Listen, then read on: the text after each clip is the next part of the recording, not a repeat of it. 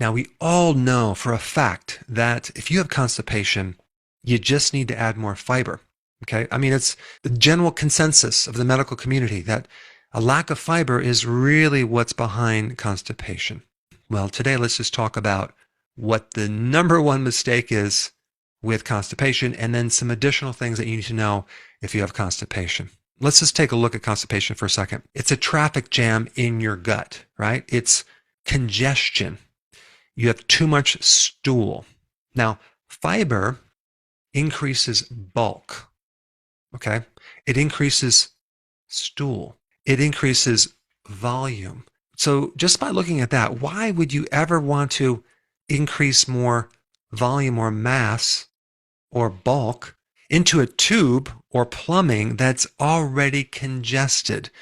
That does not make sense to me. Also, think about what fiber does. It causes your microbes to create fermentation. With fermentation comes gas and bloating. Usually people that have constipation don't need any more gas or bloating. The other point about people that are chronically constipated is that they're already doing a lot of fiber, but it's not working. So to add more fiber is not a good idea. There's some fascinating studies with people who have both chronic constipation and people who have constipation with irritable bowel syndrome or some other type of inflammatory condition that adding more fiber will make it worse. That's right. If you have SIBO, small intestinal bacterial overgrowth, which is your microbes are in the wrong place. They're in the small intestine, okay? They should be in the large intestine, so they're higher up. And you consume more fiber. Oh my goodness, you're going to get bloating. It's going to make things really, really bad. So the biggest mistake that people make for constipation is adding more fiber. In fact, I used to have very, very bad constipation. And by accident, I got rid of it. It was at the time when I kind of stumbled on cutting out carbs. And so I was doing a lot of grain carbs as my fiber for cereal and things like that. When I switched to eating more like meats, like a buffalo burger, even fish for breakfast, all my constipation completely went away. And it was like I was dumbfounded because I'm like, I just thought I had to add more Metamucil or other types of fiber. But every time I did that, it got worse. But it was really bizarre just to eat more meat and find that my constipation completely cleared up. But at the time, I didn't really know why. So instead of adding more fiber, just omit the fiber. So number one, reduce your fiber. Now, of course, I just want to differentiate two different types of fiber, okay? Vegetable fiber is usually okay, but even that sometimes can bind you up. But the most likely reason for people having a worsening with more fiber is the grain fiber. And that includes the fiber from beans, lentils, and bran. And unfortunately now, even the keto community, there's all sorts of new synthetic fibers like corn fiber and tapioca fiber and all sorts of things that are, I think, very unhealthy, but we won't go there on this video. All right, number two is the side effect from their medication. Antacids, antidepressants are common medications that have side effects of constipation, but there are others as well. So I always like to kind of look at the obvious. What's the elephant in the room? And if someone's doing medication, like just look that up and see if it has a side effect of constipation. Now, the next thing is a lack of thiamine, vitamin B1.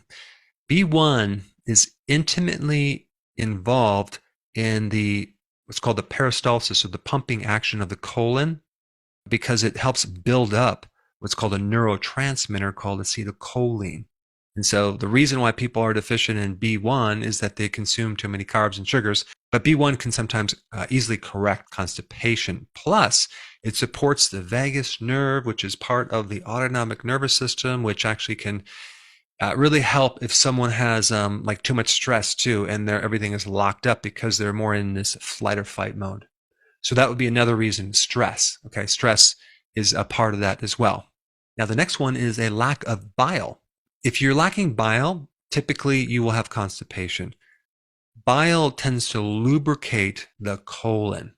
And sometimes people have like this bile sludge that's bound up into the bile ducts, and that can cause pain in the right shoulder or discomfort or tightness underneath the right rib cage. which is indication that they don't have enough bile. By adding more bile salts as a supplement, you can sometimes relieve constipation and even get rid of constipation because it helps to lubricate the colon and also helps you digest. But I want to bring that up as a definite cause to constipation. If you take too much bile, you'll get diarrhea. So that's a good way to know if you're taking too much bile. The other thing is a dysbiosis. This is involving imbalance in your microflora and your gut. So instead of adding more fiber, why don't you just add more of a probiotic, right? That would be a better thing to do because the microbes in constipation a lot of times are missing. But if you have SIBO, which is small intestinal bacterial overgrowth, if you take these microbes, okay, they end up in the small intestine and that can actually give you more bloating. So if you get more bloating with probiotics, then we know you might have SIBO. Another common cause of constipation is the person's eating too many frequent meals. They're having 3 meals, 3 snacks, and you never let your digestive system have a chance to breathe or rest in between eating. So going on an intermittent fasting schedule is huge. It's a game changer for someone that has chronic constipation because you finally have a chance to let your digestive system rest in between eating. It's not natural to eat of that frequency. Another thing is sometimes when people eat way too much protein, sometimes they go on carnivore and they get constipated. They need to increase more fat to their protein ratios because if they have too much protein, you can only digest or assimilate so much protein, and the rest can be a problem, and sometimes it can be constipating. That's why, like on the Atkins diet, which is a high protein diet, one of the side effects is constipation versus the healthy version of keto that I recommend. It's a moderate amount of protein. And then the other thing that's connected to that is low hydrochloric acid. If you don't have enough HCl in your stomach, you're not going to be able to digest protein, and that is going to cause constipation because you're going to have incomplete digestion at a higher level. So you have this huge tube that's like 25 feet long. If you can't digest way up at the top of the tube, think about what happens lower in the chain of events. You get a lot of undigested food material that just backs up as a traffic jam. So adding betaine hydrochloride, apple cider vinegar when you eat is a very smart thing. The other thing is like you're very low in magnesium and potassium, the 2 electrolytes that are needed to power these little batteries that power the nerves and the muscle. And your colon is muscle, so it needs potassium and magnesium as the electrolytes. And also magnesium creates a nice relaxation of the muscle. So, of course, if you have too much, you can create diarrhea. But anyway, I wanted to touch on this topic of constipation to give you some additional things to think about and do. And if you have not seen my video on intermittent fasting, that would be probably one of the most important things to do if you have not started yet. And I put that video up right here.